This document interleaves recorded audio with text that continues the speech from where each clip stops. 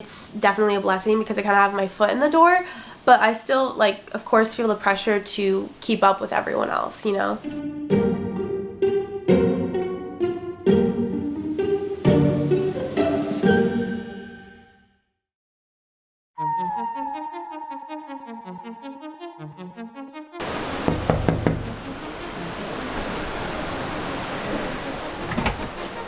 Hi, I'm Hannah Meloche, and welcome to my green room. Hey Hannah, so thanks for having us. Why don't you take a course. seat in the chair?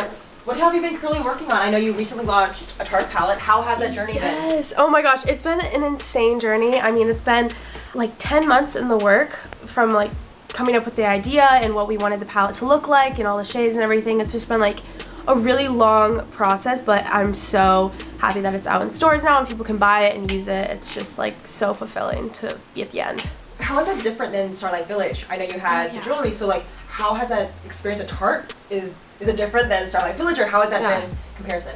So I think Tarte obviously is a huge, well-established brand, and so like they know exactly the steps they need to take. They have so many like deadlines, and they just know how the process works really well. But with me running Starlight Village, it's like I think whenever I get an idea of trends I want to follow or a collection I want to make, I just have to get going as soon as I can and just get on calls and get inspiration and like mood boards together as fast as I can so we can like get it out.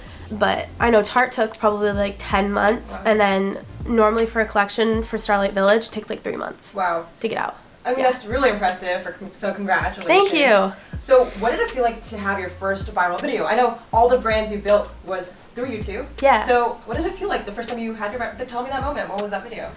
So it was actually like a video trying to be a model. So I ate like a model, I worked out like a model, and then I had like a photo shoot like a model would.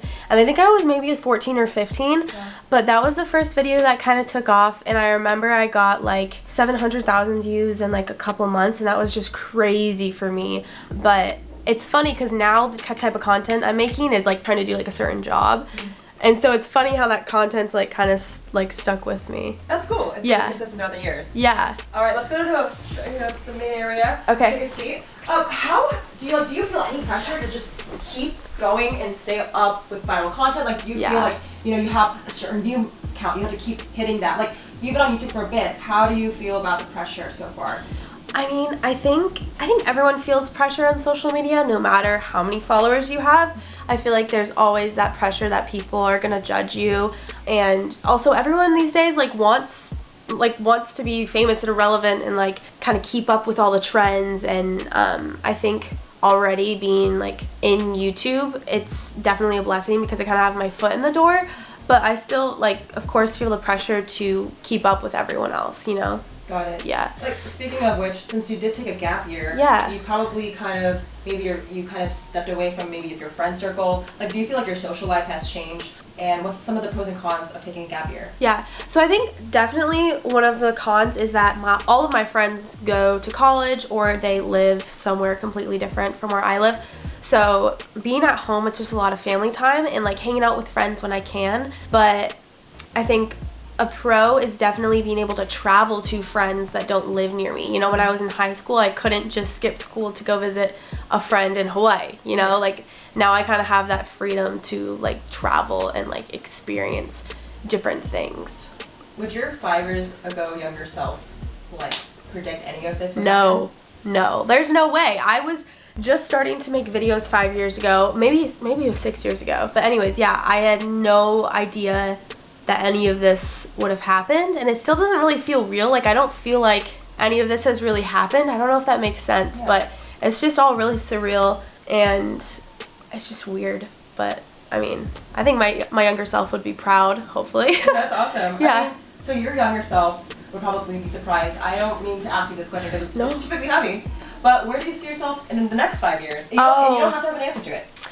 Honestly, I don't really have an answer. I have like little goals that I'd like to hit, but honestly just keep learning and keep trying new things and gravitate towards things that make me happy. You know, I think that's always the biggest goal.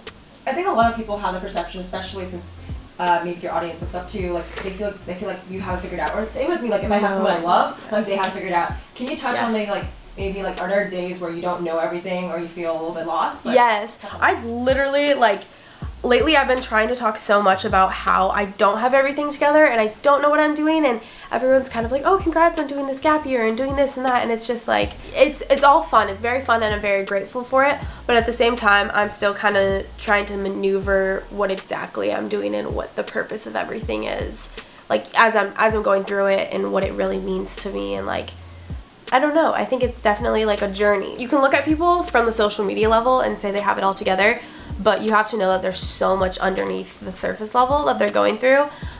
So lately I've just been trying to post, like, if I am having struggles, not go into detail about it normally, but say that I do have struggles and I do have bad days, because it's just a nice reminder for people to know that we're all human and we're all, like, not really sure what we're doing. What's the biggest life lesson you learned? Like, so maybe you can talk a little bit about that recent struggle. Like, what have you recently overcome in your life and you learned from? I think definitely just like focusing on family is what I've been like realizing is important to me. And my sister's a senior in high school and my brothers are 13 and 14.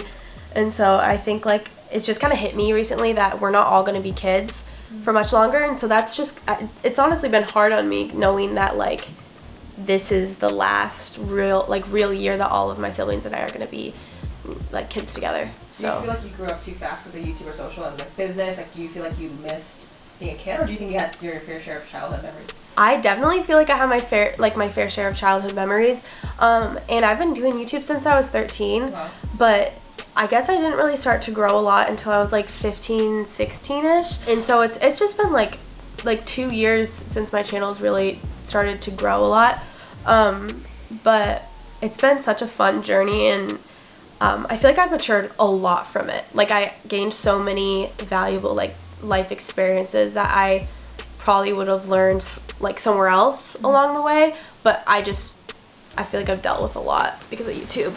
All right. Yeah. We're leaving off. Okay.